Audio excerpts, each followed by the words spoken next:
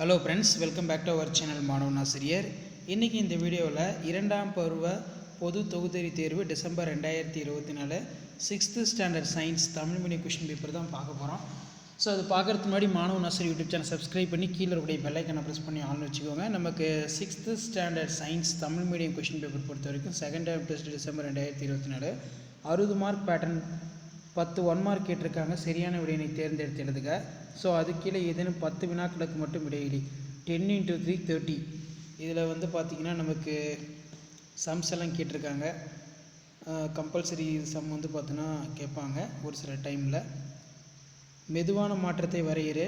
வெள்ளி உலோகம் மிகச்சிறந்த மின்கடத்தியாகும், ஆனால் அது கம்பி உருவாக பயன்படுவதில்லை, ஏன்?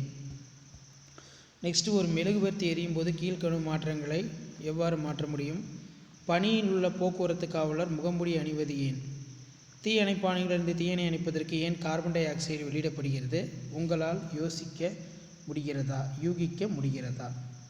ஸோ இந்த மாதிரி வினாக்கள்லாம் கேட்பாங்க, பார்த்துக்கோங்க. இரத்த அணுக்களின் வகைகள் யாவை? உணவை விழுங்கும் போது சில சமயங்களில் விக்கல் மற்றும் இருமல் ஏற்படுவது ஏன்? கணினியின் கூறுகள் யாவை?